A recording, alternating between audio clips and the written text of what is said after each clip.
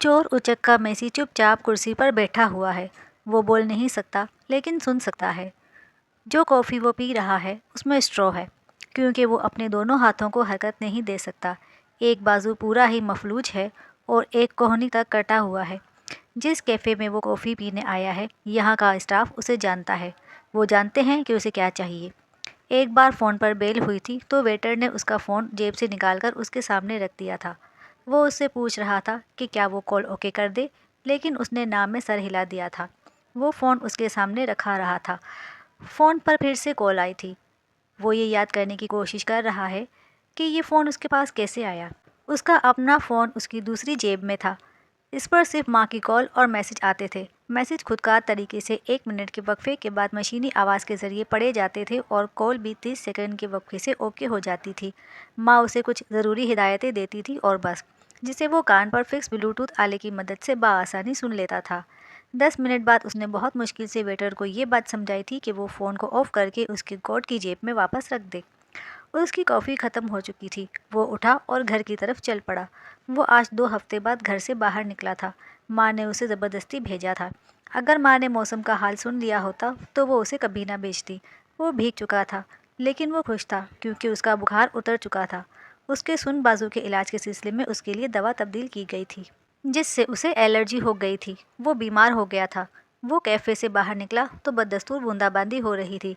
बारिश फिर से तेज़ भी हो सकती थी, लेकिन वो रुका नहीं और बाहर निकल आया, क्योंकि कभी कभी काले स्याह बादलों में कड़कती हुई बिजली में तेज़ या हल्की बारिश में भीग जाना भी अच्छा होता है। ज़िंदगी हमेशा बाहर की तरह लहलहाती हुई सरसब्ज और शादाब तो नहीं रहती। कभी कभी चंचलाती हुई धूप पर सर पर साया फगन हो जाती है और किसी बदतमीज़ से बीच सड़क पर टक्कर हो जाती है। 10 साल की उम्र में उसकी ज़ुबान और तालू का पहला ऑपरेशन हुआ था तो वो थोड़ा बहुत बोलने लगा था। ऑपरेशन कामयाब रहा था, लेकिन अभी भी वो नॉर्मल लोगों की तरह नहीं बोल सकता था। एक छोटे से जुमले की अदायगी में इसे काफ़ी वक्त लग जाता था। उसका जबड़ा थक जाता था। ज़ुबान में तकलीफ़ होने लगती थी। डॉक्टर पुरुमीद तो थे, लेकिन स्पीच थेरेपी के बाद भी वो रवानी से बोलने में नाकाम रहा था। 17 साल की उम्र में इसका दूसरा ऑपरेशन हुआ था, जो ज़्यादा कामयाब नहीं हो सका था। उसे ज़ुबान को हरकत देने में बहुत ज़्यादा तकलीफ़ होने लगी थी कि उसने बोलने के ख्याल को ही तर्क कर दिया था। वो इशारों से और लिख लिख कर बातें करता था, लेकिन 2 साल पहले वो दोनों हाथों से भी तकरीबन माजूर हो चुका था। वो जितना ज़हीन था अब उतना ही बेकार हो चुका था। वो जितना एक्टिव था अब उतना ही साख्त हो चुका था। वो माँ का इकलौता बेटा था और उसके लिए वो एक मुकम्मल इंसान था। गबरू, जवान, खूबसूरत और सेहतमंद। वो चलता फिरता, काम काज करता, कॉलेज जाता तो कोई कह नहीं सकता था कि वो बोल नहीं सकता। टेक्नोलॉजी ने तरक्की की तो वो मोबाइल ऐप के ज़रिए बात करने लगा था। बस उसे सब कुछ मोबाइल पर टाइप करना पड़ता था, फिर स्पीकर से अपनी बात सुनानी पड़ती थी। ज़िंदगी इतनी मुश्किल नहीं थी। ये तब मुश्किल हुई थी जब उसके दोनों हाथ भी बेकार हो गए थे। वो मोबाइल पर टाइप नहीं कर सकता था, वो इशारे नहीं कर सकता था, वो पेन तक पकड़कर कुछ लिख नहीं सकता था। वो पहली बार रोया भी तब ही था जब वो एक चम्मच तक उठाकर अपने मुंह तक नहीं ले जा सकता था, और तब ही उसकी रातों की नींद मुख्तसर होने लगी थी। उसके ख्वाब जो अभी पूरे होने थे वो अधूरे ही रह गए थे। सारी दुनिया के साइंसदान अपना काम छोड़कर उसके लिए कोई ऐसा फीचर नहीं बना सकते थे जो उसे कारामद बना सकता। वो बोल ना सकता था, लेकिन अपनी बात समझा सकता। वो हाथों को हरकत दिए बगैर अपने काम कर सकता। 2 साल पहले हॉकिंग के दौरान पहाड़ से गिरकर जिस्म मफलूज हो गया। उसकी रीढ़ की हड्डी पर शदीद ज़रब लगी थी। उसके जिस्म का जोड़ जोड़ हिलकर रह गया था। वो चल फिर नहीं सकता था, हाथ नहीं हिला सकता था। 6 माह की जान तोड़ कोशिशों के बाद वो चलने फिरने लगा था।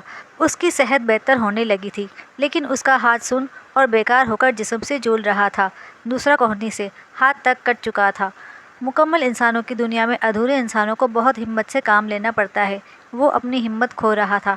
माँ को पूरा यकीन था कि उसका लकड़ी के तख्ते की तरह सख्त हो चुका बाजू एक दिन ठीक हो जाएगा। उसके तालू की सर्जरी होगी और वो बोलने लगेगा। पहले उसे भी यकीन था, लेकिन अब ये यकीन कमज़ोर पड़ रहा था। खुश उम्मीद रहने के लिए छोटी मोटी खुशियाँ मिलती रहना चाहिए। अगर वो ना मिले तो इंसान उम्मीद छोड़ देता है। उसे बोलने की हसरत थी। वो चाहता था कि वो भी बहुत सी बातें करे, बेसुरी ही सही, अपनी आवाज़ में गाने गाए, विसल बजाए, किसी के कान खाए, नॉर्मल लोगों की तरफ फुसफुसे, लतीफ़े सुनाए और खुद ही के कहे लगाए। लेकिन जब उसका पहला ऑपरेशन हुआ तो वो सिर्फ चंद लफ्ज़ बोलने के काबिल हो सका था। वो थक जाता था, हाँफ जाता था, तकलीफ़ से कराहने लगता था।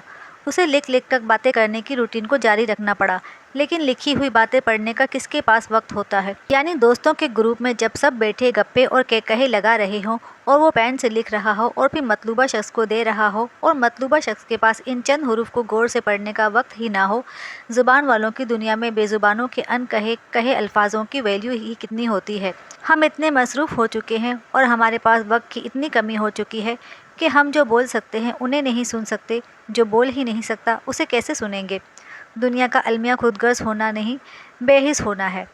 दुनिया में कितनी भी टेक्नोलॉजी आ जाए, वो ज़ुबान का नेमुल बदल नहीं हो सकती। पहले ऑपरेशन के बाद डॉक्टर्स का कहना था कि उसे इतने को ही बहुत समझना चाहिए कि वो कुछ बोल सकेगा। डॉक्टर सारी बीमारी जानते थे, लेकिन जान लेना और इलाज करना दो अलग चीज़ें हैं। वो ठीक हो जाएगा, डॉक्टर्स कहते थे। कब होगा और कितना वक्त लगेगा वो नहीं जानते थे।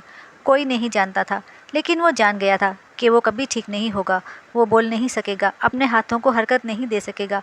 वो नाउम्मीद हो रहा था। तभी चोर चोर चिल्लाती हुई एक लड़की आई। वो कुछ अजीब व गरीब थी।